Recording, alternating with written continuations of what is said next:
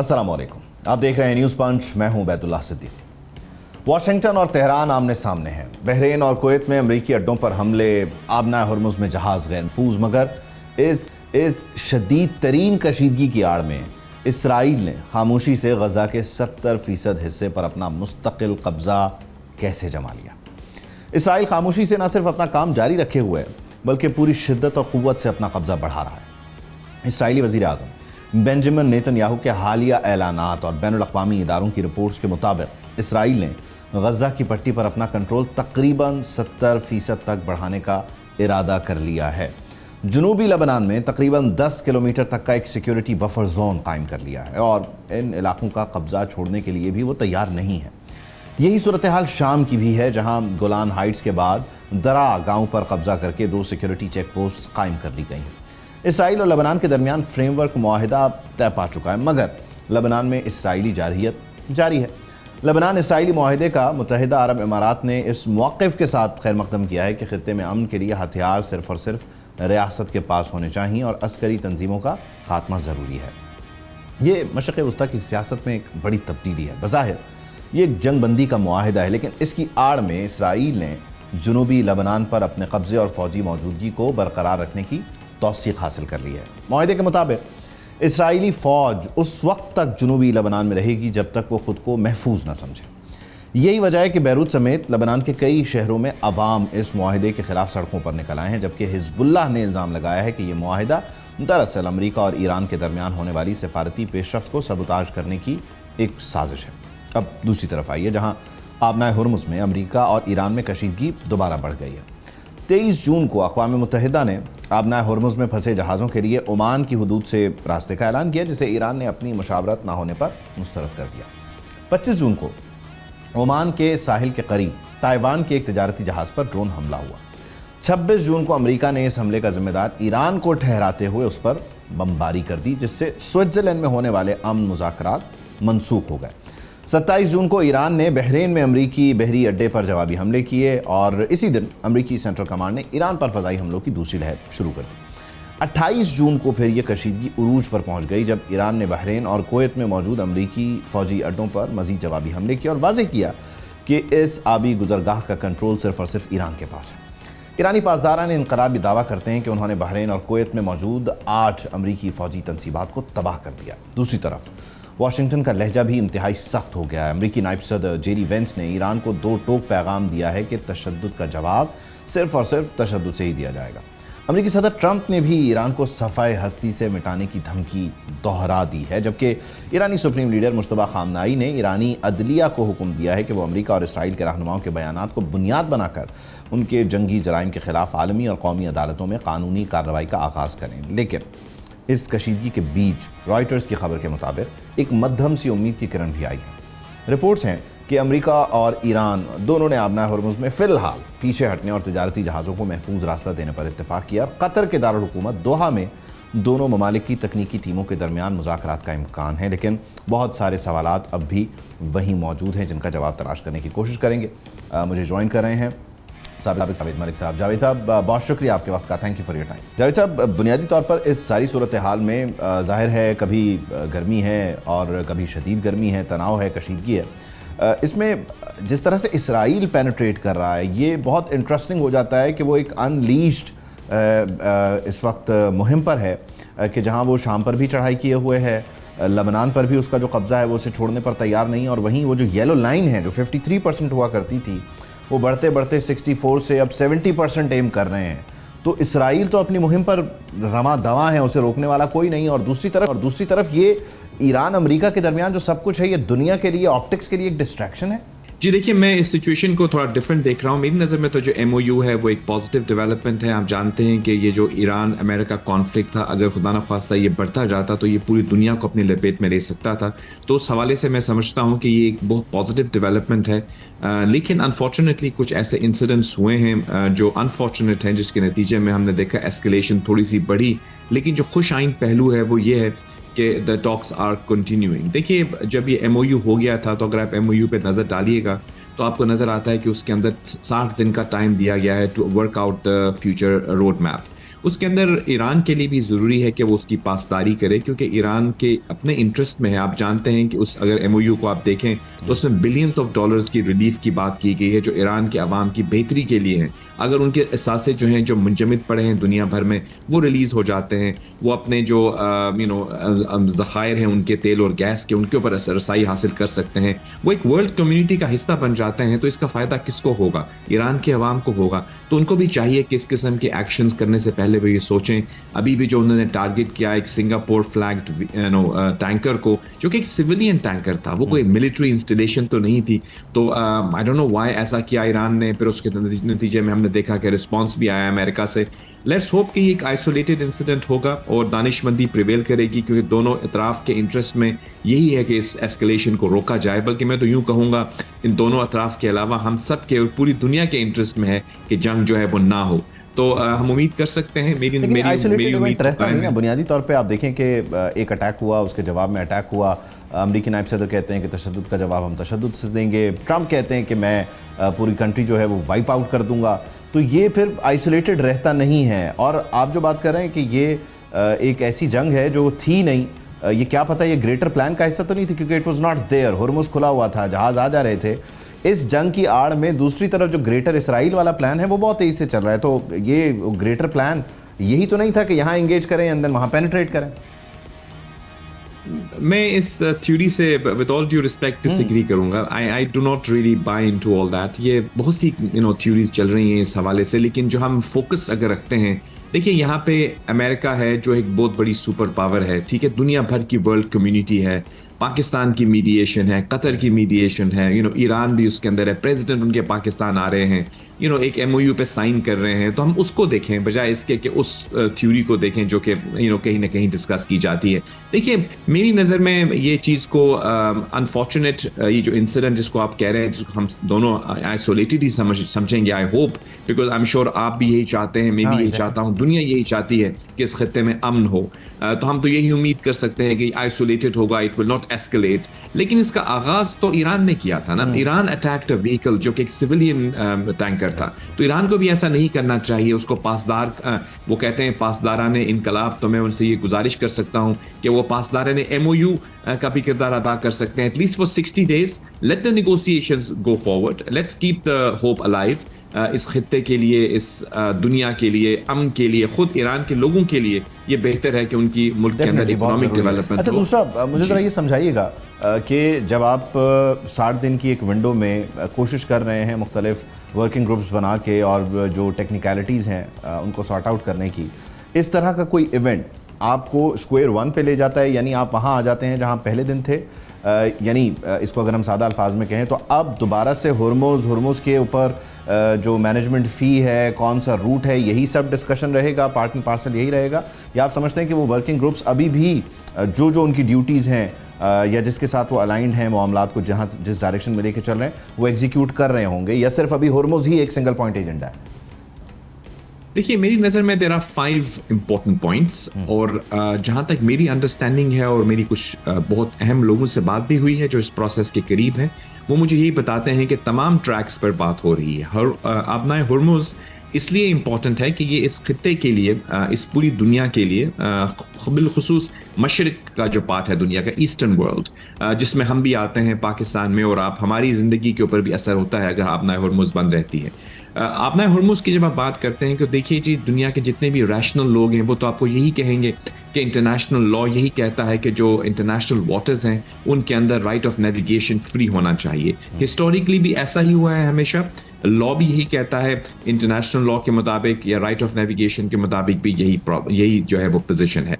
अब उसको इस जंग के नतीजे में अगर उन्होंने स्ट्रेटेजिकली रोका था, तो अब क्योंकि जंग का एक तरह से एमओयू के बाद एक पॉज आया है, मैं समझता हूँ कि ये पॉज नहीं है बल्कि इंशाल्लाह लॉन्ग टर्म पीस की तरफ हम बढ़ रहे हैं। तो मैं समझता हूँ ये कॉन्फिडेंस बिल्डिंग मेजर समझें इसको, जो भी कहें, अब प्री वॉर पोजीशन पे आ जाना चाहिए ईरान को, बिकॉज आई थिंक आपको अपने लेंस को थोड़ा सा वाइडर स्पेक्ट्रम से देखना है। आप एक आबनाए हुर्मुज़ के ऊपर फोकस करें और अपने मुल्क के अंदर आने वाली इतनी बेहतरीन इकोनॉमिक रिवाइवल को आप इग्नोर कर दें, तो ये तो दानिशमंदी नहीं है। अंग्रेजी में एक मकूला है, पेनी वाइज एंड पाउंड फुलिश, यानी आप पेनीज को जमा करते रहते हैं, पाउंड्स को भूल जाते हैं। तो एक स्मॉल, वो डेफिनेटली उनकी एक जंगी स्ट्रैटेजी हो सकती थी, लेकिन अब जंग से हम आगे बढ़ रहे हैं, अमन की तरफ बढ़ रहे हैं, इकोनॉमिक डेवलपमेंट की तरफ बढ़ रहे हैं। तो मैं समझता हूं कि ये इनको नज़रअसानी करनी चाहिए। ऐसी कोई भी जो, अगर उनके जहन में कहीं पे कोई ख्याल आता है कि आप आबना हुर्मुज़ पे कोई एडमिनिस्ट्रेटिव कंट्रोल करेंगे, तो इंटरनेशनल लॉज की इजाज़त नहीं देता मेरी नज़र में। अच्छा, इसमें जहां हम सारा कुछ डिस्कस कर रहे हैं, जिस तरह आपने कहा कि ईरान ने पहल की और उस वेसल को जो है वो टारगेट किया, तो बुनियादी तौर पे आप नहीं समझते कि ईरान का जो नुक्ता है वो ये है कि लेबनान में जो कुछ चल रहा है वो रुकना चाहिए, ऑल्दो कि वहाँ पर एक एग्रीमेंट हो जाता है या they are trying to work it out, although Hezbollah align नहीं है, लेकिन उस फ्रंट पे अमेरिका अगर सही से इसराइल को काबू नहीं करता तो ये तो पहला नुक्ता ही फेल हो जाता है। फिर वो MOU के बाकी नुकात पे इन्वेस्टमेंट हो, आबना हुर्मुज़ हो, वहाँ पर चीज़ें फिर ट्रिकी हो जाएंगी। आप समझते हैं कि अमेरिका इसराइल को लेबनान के तनाजुर में राइट डायरेक्शन में लेके चल रहा है, सही हैंडल कर रहा है? देखिए, लेबनान का जहाँ तक ताल्लुक है तो उसको हमें ज़रा थोड़ा डिस्पैशनेटली देखना पड़ेगा, ऑब्जेक्टिवली और प्रैग्मेटिकली। लेबनान एक मुल्क है, उस मुल्क की एक हुकूमत है, उस मुल्क की हुकूमत को ये हक है कि वो इजराइल के साथ किस तरह की रिलेशनशिप बरकरार रखे। इंटरनेशनल लॉ यही कहता है। अब उस मुल्क के अंदर मौजूद एक नॉन स्टेट एक्टर है हिजबुल्लाह, अगर वो ये कहते हैं कि वो मुल्क के बिहाफ के ऊपर वो निगोशिएट करेंगे, तो ये कैसे मुमकिन है? देखिए, ईरान को भी कोई हक नहीं है कि वो एक तीसरे मुल्क में जाकर वहाँ पे एक ऐसे मलेशिया को, नॉन स्टेट एक्टर को सपोर्ट करे। तो हम समझते हैं कि देखिए, अगर आप हिजबुल्लाह से पूछें तो आपको यकीनन यही कहेंगे कि इजराइल इनकर्जन्स कर रहा है, वो उस इलाके में दाखिल हो जाता है जो उसका इलाका नहीं है, हम उसके लिए रेजिस्ट कर रहे हैं। ये उनका पॉइंट ऑफ व्यू है। इजराइल को पूछें तो वो कहते हैं हिजबुल्लाह हम पर हमला आवर है, और हिजबुल्लाह जो है वो एक नॉन स्टेट एक्टर है। तो दोनों की पोजीशंस मैं समझता हूँ एक तरह से एक्सट्रीम पे हैं, दोनों गलत हैं। इजराइल को भी नहीं चाहिए कि वो इंकर्जन्स करे, वो भी पासदारी करे, अपने बॉर्डर्स के अंदर रहे, ये उसकी ड्यूटी है। और इसी तरह ये जो हक है ये लेबनान की हुकूमत का है कि वो अपने अंदर उनके मुल्क के अंदर मौजूद जो कोई भी नॉन स्टेट एक्टर्स है उनको वो कंट्रोल करें। तो इस हवाले से जो आपस में डिस्कशंस हो रही हैं अमेरिका की स्पॉन्सरशिप में, मैं समझता हूं they are also positively going forward, क्योंकि देखिए इस जंग का कोई नतीजा नहीं निकलेगा। ये तो परपेचुअल वॉर के हालत में आप कब तक रह सकते हैं? इस मसले का हल भी मेरी नज़र में डिप्लोमेसी है, निगोसिएशंस हैं, और मैं पुरुमीद हूं कि जो निगोसिएशंस हो रही हैं उसके नतीजे में दोनों अतराफ अपनी अपनी पोजीशंस को जो है वो रिव्यू करेंगी और एक ऑब्जेक्टिवली और रैशनली इसको भी हम डिसाइड कर पाएंगे। ठीक, बहुत शुक्रिया जावेद मलिक साहब, thank you for your time. Thank you. Break शामिल करते हैं, ब्रेक के बाद आपसे। Welcome back. आलमी मंडी में खाम तेल उसी सतह पर वापस आ गया है जहां ईरान कशीदगी से पहले था, मगर पाकिस्तान रिलीफ के बजाय पेट्रोलियम लेवी में फिर इजाफा कर दिया गया। 9 माह में 12 खरब रुपए वसूल करने के बाद भी हुकूमत अब मजीद कितना बोझ अवाम पर डालना चाहती है, ये अवाम का सवाल है। महंगाई की चक्की में पिसते अवाम के लिए पेट्रोलियम मसनूआत की कीमतें एक ऐसा मुअम्मा है कि जिसका जवाब किसी के पास नहीं है। इस वक्त आलमी मंडी में खाम तेल की कीमतें दोबारा तकरीबन उसी सतह पर आ चुकी हैं जहाँ वो ईरान अमरीका कशीदगी से पहले थी। ताज़ा तरीन आदाद शुमार के मुताबिक अमरीकी खाम तेल $68.65, ब्रेंट क्रूड $71.52, जबकि अबू धाबी बेंचमार्क मरबान क्रूड जो है वो $67.50 फी बैरल तक गिर चुका है। लेकिन इन तमाम नंबर्स हक़ाइक़ के बावजूद हुकूमत ने आवाम को मज़ीद रिलीफ देने के बजाय पेट्रोल की कीमत $299.50 और हाई स्पीड डीजल की कीमत $311.47 फ़ी लीटर पर बरकरार रखने का फैसला किया है। वज़ारत पेट्रोलियम के ज़राए का कहना है कि ऑयल मार्केटिंग कंपनियों और रिफाइनरीज़ ने हुकूमत पर शदीद दबाव डाला कि माजी में यकतरफा रिलीफ के बायस उन्हें मजमूई तौर पर 104 अरब रुपए का नुकसान बर्दाश्त करना पड़ा, जिसका अजाला अब आवाम की जेब से किया जा रहा है। वज़ीर पेट्रोलियम अली परवेज़ मलिक का यह दावा है कि आलमी मंडी में जितनी कीमत कम हुई उससे ज़्यादा वो कीमत गिरा चुके हैं। हुकूमत ने आवाम को 130 अरब की सब्सिडी भी दी है। आलमी मार्केट में कीमत जैसे ही कम होगी वो कहते हैं कि हम मज़ीद रिलीफ भी देंगे। अलबत्ता उन्होंने ये कहा है कि ईरान से सस्ते तेल गैस पर भी हम गौर कर रहे हैं और काम इस वक्त जारी है। पाकिस्तान ईरान गैस पाइपलाइन मंसूबा पेरिस की एक अदालत में है और उस पर वो ईरानी भाइयों के साथ मिलकर उसकी पैरवी कर रहे हैं, उस पर काम हो रहा है। ये सारे दावे अपनी जगह हैं। अलबत्ता हक़ाइक़ ये हैं कि हुकूमत ने आलमी कीमतों में कमी का फ़ायदा सार्फिन तक मुंतकिल करने के बजाय उल्टा पेट्रोलियम लेवी में मज़ीद इजाफा कर दिया। डीजल पर लेवी में $6.57 फ़ी लीटर का इजाफा हुआ है, जिसके बाद ये $79.54 हो गई है लेवी। पेट्रोल पर भी 39 पैसे फ़ी लीटर इजाफा करके लेवी $66.64 फ़ी लीटर तक पहुंचा दी गई।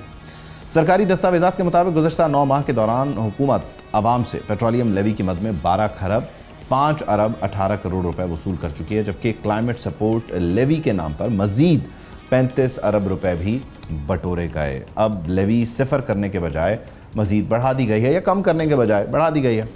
28 फरवरी को ईरान अमेरिका कशीदगी के आगाज़ में पाकिस्तान में जो पेट्रोल की कीमत थी वो 258 रुपये 17 पैसे फ़ी लीटर थी, लेकिन फिर बढ़ते बढ़ते अप्रैल में ये 458 रुपये फ़ी लीटर की तारीखी बुलंद तरीन सतह पर पहुंची, जबकि डीजल और मिट्टी का तेल भी 400 रुपये से तजावुज़ कर गया। शदीद अवामी रद्द-ए-अमल के बाद कीमत जब बढ़ी, वज़ीर आज़म ने कुछ कम की। 80 रुपये का एकमुश्त जो है हमने देखा कि एक गिरावट हुई वज़ीर आज़म की तरफ से। अलबत्ता इस सब के बीच जहाँ इंटरनेशनल मार्केट में कीमतें नीचे आ रही हैं, पाकिस्तान में भी 74 रुपये एक वक्त में कीमत कम हो गई। मज़ीद गुंजाइश है, लेकिन क्यों नहीं हुई इसका हमने आपको वजह बता दी है। जेट फ्यूल की जो कीमत है उसमें 7 रुपये की कमी कर दी गई है, 7 रुपये और 15 पैसे टू बी प्रिसाइज। अब जो नई कीमत है जेट फ्यूल की वो 231 रुपये 72 पैसे फ़ी लीटर है। अलबत्ता मोटरसाइकिल चलाने वाला, गाड़ी चलाने वाला ये पूछता है कि भाई हम पर नज़र करम कब होगा, ऑयल मार्केटिंग कंपनीज़ के प्रेशर से हुकूमत कब निकलेगी, और ये जो इस वक्त इंटरनेशनल मार्केट में कीमतें हैं इसका असर बराह रास्त हम तक कब मुंतकिल कर देगी हुकूमत। सबको डिस्कस करते हैं।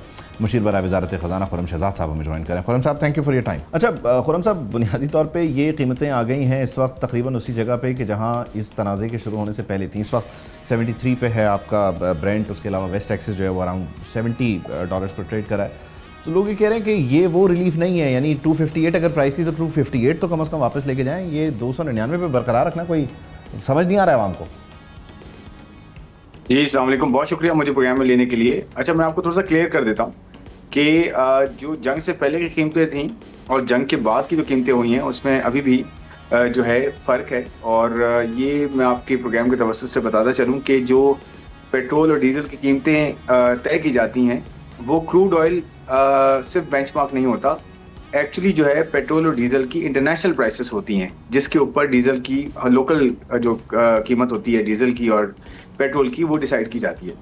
तो मैं आपको थोड़ा सा एक रिव्यू देता हूँ। देखें, आप अगर जंग से पहले की पेट्रोल की बात करें कि पेट्रोल कितना चल रहा था, पेट्रोल जो है तकरीबन कोई $78 के करीब चल रहा था पर बैरल, और ये गया कोई $125 या आई थिंक $150-125 के बीच तक, मतलब इतना ऊपर चला गया था।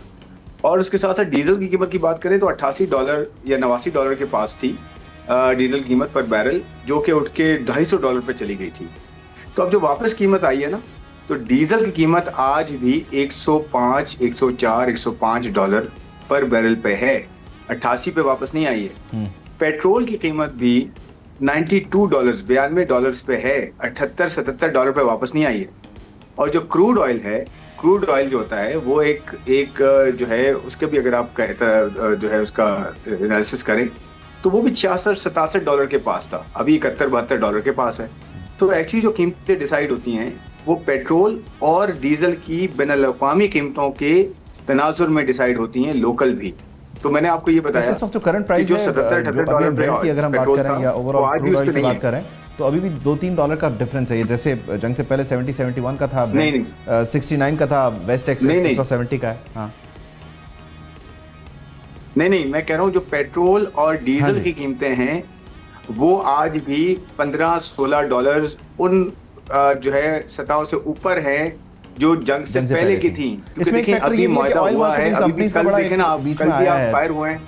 ऑयल मार्केटिंग कंपनीज को लेकर एक बात आ रही है कि उनके प्रेशर में बुनियादी तौर पे ये सारा काम हुआ है, कीमतें बरकरार। नहीं, कोई प्रेशर नहीं एक्चुअली। तो मुझे अगर आप एक्सप्लेन करने का मौका दें तो आपको पता है मिसल फायर हुए हैं कल भी, आपको पता है ना कि चीजें अभी इस तरह से नहीं इतने आराम से खुल गई हैं, तेल की कीमत दोबारा थोड़ी सी बढ़ गई है। लेकिन देखिए प्लीज इस बात पे जरा फोकस करें जो मैंने आपको बताई है कि जो डीजल की और पेट्रोल की इंटरनेशनल कीमत है वो आज भी उन लेवल्स पे नहीं है। $12 से $16 आज भी ऊपर है जो जंग से पहले की थी। और पाकिस्तान गवर्नमेंट ने क्या किया है, गवर्नमेंट पाकिस्तान ने ₹155 पर लीटर कीमतें कम की हैं, ₹155 तकरीबन, ठीक है। और आज अगर पिछले 4 वीक्स की बात करूं मैं तो आपने देखा है एक मरतबा ₹10 कम हुए, एक मरतबा ₹6 कम हुए, एक मरतबा ₹22 कम हुए, एक मरतबा ₹75 कम हुए। और जो लास्ट डिक्रीज दिया गया है, लास्ट जो कीमतों में कमी की गई वो बहुत मैसिव कमी की गई है। उसके अंदर एक अच्छी चीज ये हुई है कि गवर्नमेंट पाकिस्तान ने अपनी पेट्रोलियम लेवी को कम किया है। लेवी को कम करने की वजह से इन जो पास ऑन था, यानी कि जो रिडक्शन थी, जो कमी थी, वो उससे ज्यादा की है जो इंटरनेशनल मार्केट में कीमतें बढ़ा के 6 रुपए 57 पैसे लेवी में दोबारा भी तो रिट्रीव भी तो कर लिया आपने, जो कीमतें बरकरार नहीं ना जी, मैं ये तो आपसे कह रहा हूँ, आप जाके देखें जो नहीं जो लेवी है वो नीचे है। 160 रुपए लेवी होती है 2 प्रोडक्ट्स पे, 80 रुपए। पेट्रोल पे 67 रुपए है, 66 रुपए, 80 रुपए नहीं है। तो मैं आपसे कह रहा हूँ कि लेवी को भी कम किया गया है, और जो कमी की गई है वो उससे ज्यादा से की गई है, जिससे जितनी कीमतें नीचे आई उससे ज्यादा से की गई है। और उसके साथ साथ 3.9 अरब रुपए का फंड है, तकरीबन 4 अरब रुपए का फंड है, जिसके अंदर से ये कीमत जो है ज्यादा से कमी की गई है। तो आप ये देखें ना, इंटरनेशनल मार्केट में अभी भी कीमतें ऊपर हैं, नीचे नहीं है। लेकिन आपके पास 299 पे पेट्रोल है और 310 के करीब जो है वो डीजल चल रहा है, तो वो कीमत अच्छी खासी नीचे आ चुकी है। जैसे जैसे नीचे आएगी तो पास ऑन होगा।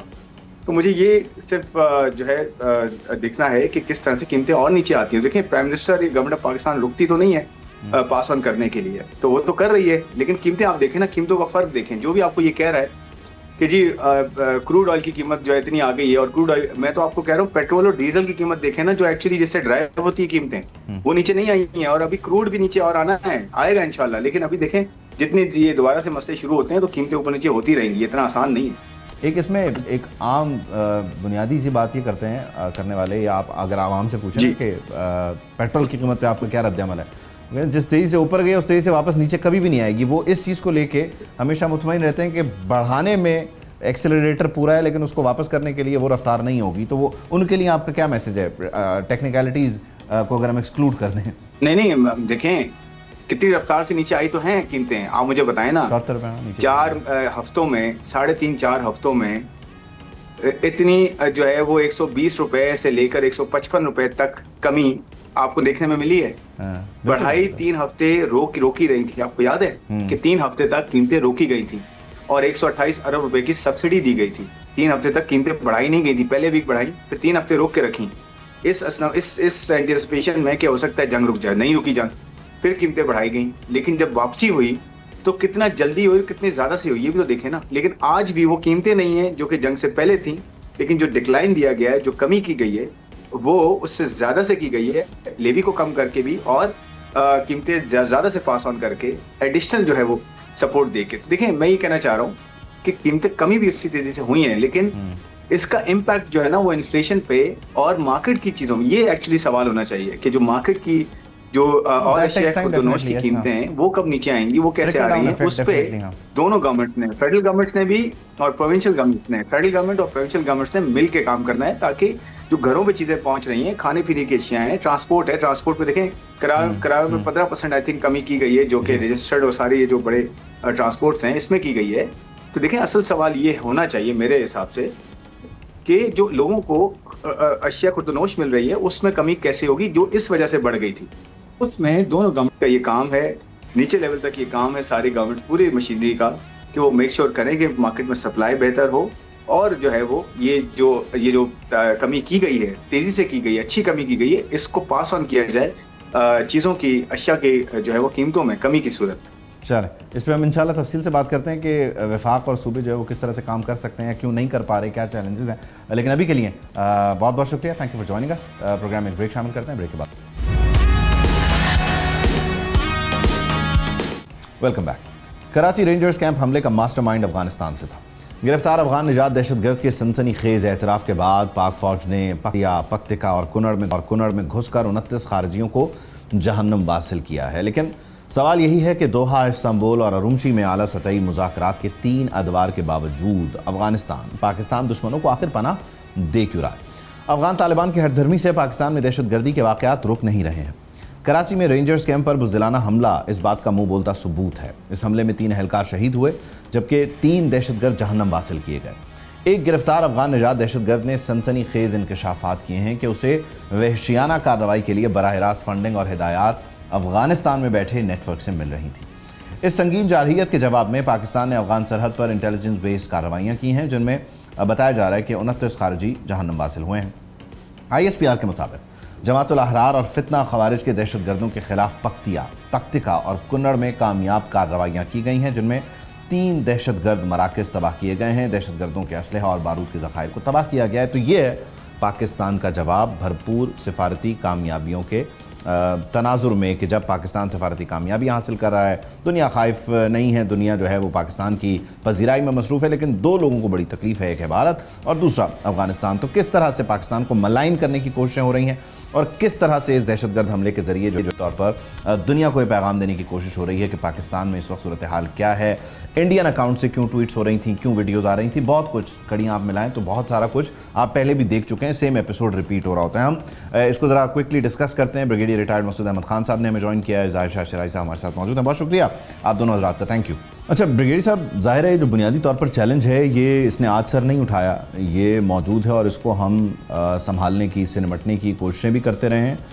जो सिफारतकारी का चैनल है वो भी आजमाया है और दूसरे तरीके से भी हमने इनको बार बार मैसेज पहुंचाया है कि किस तरह से जो है वो आपका खात्मा होगा, लेकिन एग्जैक्टली ये चलता चलता कराची तक आ गया है। हाउ अलार्मिंग इज़ इट, और आप क्या समझते हैं कि इसके बीच मैसेजिंग है क्या, करना क्या चाह रहे हैं, कहना क्या चाह रहे हैं exactly?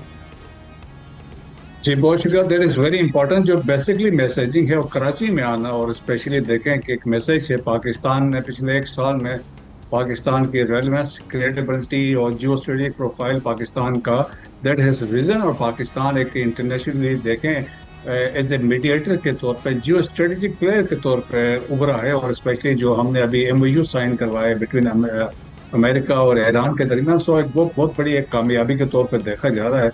So that is one thing. So हमारी जो दुश्मन है उनको ये चीज़ अच्छी नहीं लगी, सो देयरफॉर आप देखें जो कराची में हमला हुआ है, बेसिकली कोशिश की गई है इंडिया की तरफ से और अफगानिस्तान ने मिल के जो प्रॉक्सीज यूज़ की हैं और वो उस कामयाबी को डेंट करने की कोशिश की है। स्पेशली आपके फाइनेंशियल कैपिटल पे हमला किया गया है, एक खबर बनाने के लिए, एक इंटरनेशनल मैसेज देने के लिए कि पाकिस्तान सेफ नहीं है, कि यहाँ पे लॉ एंड ऑर्डर की बात है और इस तरह दहशतगर्दी है। So it is by design है। और यकीनन पीछे देखें जिस तरीके से अफगानिस्तान और जो पकड़ा गया था उस्मान, वो भी दहशतगर्द अफगानिस्तान का था, जो 3 मारे गए वो भी अफगानी थे।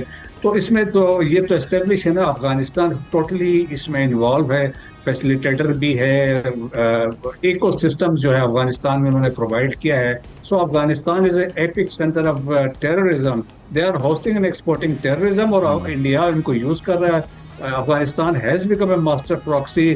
तो ये वाक़यात जो है देखें आज से नहीं, जब से तालिबान रजीम पावर में आई है 5 साल से ऐसा कर रहे हैं। दैट्स वाई वी मजबूरन हमें गज़ब-ए हक को स्टार्ट करना पड़ा और आज भी जारी है। और कल रात भी जो हमने किया है बाजोड़ के बॉर्डर के एरिया में ग्राउंड ऑपरेशन किया है और स्ट्राइक्स की हैं पक्तिया में और खोस में। सो एक बड़ा वाज़ेह मैसेज है, पाकिस्तान अपनी सॉवरेनिटी पे कोई कंप्रोमाइज़ नहीं करेगा। फील्ड मार्शल ने बड़ी कैटेगोरिकली कहा था कि एक आम शहरी की जो पाकिस्तानी की ज़िंदगी is most important to him than our relation with Afghanistan. So that is the bottom line. Action से ये बढ़ता भी नहीं, लेकिन शिराजी साहब बुनियादी तौर पे ये जो किराए के कातिल वाला तस्वुर है, ये तो आपके बिल्कुल नेक्स्ट डोर नेबर के पास इस तरह के लोग मौजूद हैं, बल्कि यूँ कह लिया जाए कि वहाँ जो रजीम मौजूद है वो भी इसी जहनीत की है कि आप रेट लगाइए और अपना काम करवाइए। तो ये बहुत चैलेंजिंग है। इस सिलसिले में दोहा हो, इस्तांबुल हो, अरुमची हो, हर जगह कोशिश हुई, लेकिन इसका हल ये नहीं है जो राइट चैनल ऑफ डिप्लोमेसी से होने की कोशिशें अब तक हम करते रहे। देखिए वह जैसे ब्रिगेडियर साहब कह रहे थे, अफगान तालिबान रजीम जो है वो as a state policy in तमाम ग्रुपों को सपोर्ट कर रही है और वो यही समझती है, बल्कि समझती नहीं है बल्कि ये उनकी आइडियोलॉजी का एक हिस्सा है कि वो इसी form of radicalise so called, जैसे वो इमारत इस्लामी कह रहे हैं, वो they wanted to extend it और एक्सपैंड इट। और जिसमें हमारे अपने लोग हैं, चाहे वो जमातुल अहरार के हैं, वो इत्तेहादुल मुजाहिदीन के हैं या कलदम TTP के हैं, ये उसी आइडियोलॉजी के साथ ग्रुप के आलाकार के तौर पर यहाँ काम कर रहे हैं। तो टू प्रॉन्ग स्ट्रेटेजी। एक तो अफगान तालिबान अपनी एम्पायर को एक्सपेंड करने के लिए टेररिज्म और रेडिकलाइज्ड एक्सट्रीमिस्ट इस्लाम को एक्सपोर्ट कर रहे हैं और वो ये शायद अपना हक समझते हैं कि कबायली इलाके हो गए, खैबर पख्तूनख्वा के, सेंट्रल एशियन रिपब्लिक्स में जैसे ताजिकिस्तान के में अंसारुल्लाह को जो है वो सपोर्ट किया जा रहा है, IMU को सपोर्ट किया जा रहा है, साथ साथ PTIM और PIP के बारे में बार बार चाइनीज ने ये मामला उठाया है, लेकिन वो भी चाहते हैं कि जी जो सिंकियांग या यूगर सूबा है वहाँ पर भी एक इस्लामी रियासत कायम होनी चाहिए। तो एक तो ये बात हुई।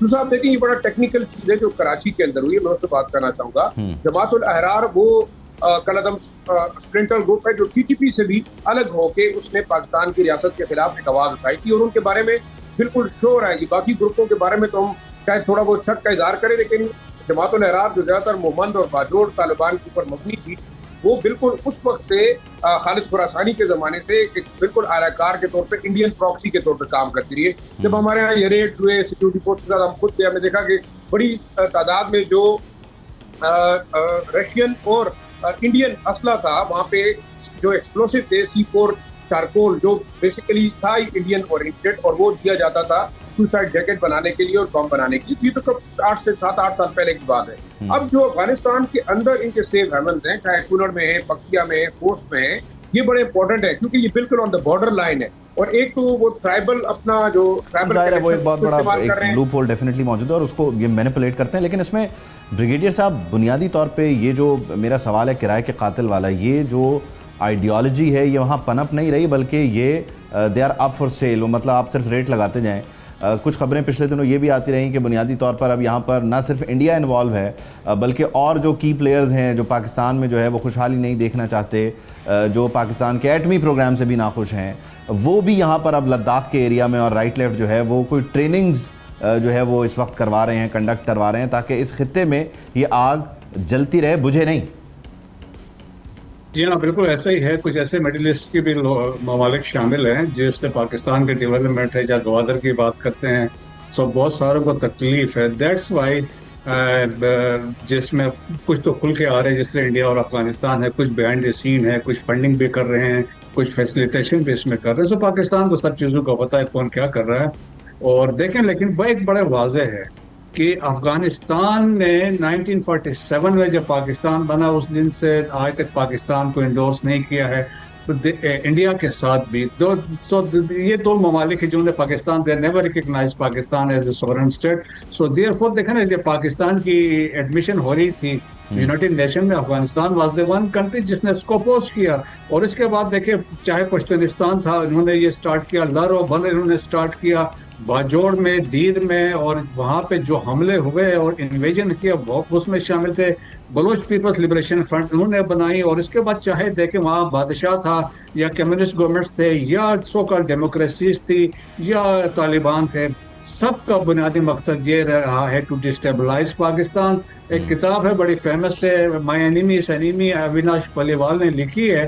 तो उसमें लिखता है कि सद्दात दाऊद ने लेटर लिखा प्राइम मिनिस्टर इंडिया को और उनको ये सजेस्ट किया, you militarily engage in Pakistan from the east, Afghanistan would take a fight in the west so that we can fix Pakistan. So इनकी सोच उस वक्त से थी। सो हम अफगानिस्तान से खैर की तवक्को नहीं करते, रखते हैं। शिराई साहब, बुनियादी तौर पे आइंदा आने वाले दिनों में अगर मुख्तसरन आप बताएं तो आइंदा आने वाले दिनों में आपको लगता है कि डिप्लोमेसी के जरिए ही मामला चलेगा या जो अभी कोर्स ऑफ एक्शन लिया गया यही कंटिन्यू होता हुआ नजर आ रहा है आपको मुख्तसरन? देखिए उबैद, एक चीज़ है कि अफगानिस्तान हमारा हमसाया है, बाकी हम शरीयत पे बात नहीं करते, हम हुक्मवली पे बात नहीं करते, हम ट्राइबल एफिलिएशन पे बात नहीं करते, हम मुल्लर बर वाली बात जैसे कि ब्रिगेडियर साहब ने कहा उस पर भी नहीं करते। We should be very realistic. Pakistan is very important for us. जैसे उनके लिए अफगानिस्तान बड़ा नज़दीक है, हमारे लिए पाकिस्तान सबसे ज़्यादा जन्नत का टुकड़ा है। तो मेरे ख्याल में शुड बी वेरी क्लियर कि अगर हम डिप्लोमेसी भी करते हैं, बातचीत भी करते हैं, लेकिन ये काइनेटिक एक्शन मेरे ख्याल में it is the only way. एक चीज़ देखिए, बॉर्डर हमने सीज किया हुआ है, जब तक हम इन लोगों के खिलाफ ऑफेंसिव नहीं होंगे और बड़ा एक्टिवली इंगेज नहीं करेंगे, ये आपके बॉर्डर से होते हुए आपके मेन शहरों के ऊपर अटैक करें। और कराची का अटैक बड़ा सीरियस है। एक बात जो ब्रिगेडियर साहब ने नहीं की, मैं कर देता हूँ कि देखिए, लद्दाख के अंदर बाकायदा जो IDF और जो इस वक्त रा का नेक्सस है, वो इवन अफगान टेररिस्ट ग्रुप को भी ट्रेन कर रहा है। यहाँ रिपोर्ट है कि BLA को ट्रेन किया जा रहा है, TTP को कर रहे हैं। अच्छा। ISK के भी कुछ थोड़े बहुत एफिलिएशन वहाँ पे नजर आई हैं और वहाँ पे बाकायदा होटल्स खोले गए हैं जिनमें अबरानी या हिब्रू जबान में बाकायदा मेन्यू है, उनके खाने हैं। एक तो ये हुआ। दूसरा देखिए, जो फाइनेंसिंग है, अब हमें बड़ा खुल के कहना चाहिए, ये ब्रिगेडियर साहब ने बात की, ये बहुत इंपॉर्टेंट है और इसमें ख़ास तौर पे जो ग्रे इकोनॉमी है उसको हमें देखना होगा। ऑनलाइन जो ट्रांजैक्शंस हैं उसको लेकर भी हमने बड़ा कुछ किया है, लेकिन अभी मज़ीद बहुत कुछ बाकी है जो हम कर सकते हैं और डेफिनेटली कर भी रहे हैं। इनका क्रैकडाउन भी हुआ है, ये बिटकॉइन की सूरत में जो चीज़ें मूव होती हैं, सारा कुछ तो हर तरफ देखना होगा। ज़ाहिरी दुश्मन और जो छुपा हुआ है उसके ऊपर नज़र रखना होगा। बहुत शुक्रिया शिराई साहब, thank you for joining us. Brigadier साहब, थैंक प्रोग्राम से आप मुझे इजाज़त दीजिए, आपसे मुलाकात होगी इंशाल्लाह कल। अल्लाह हाफ़िज़।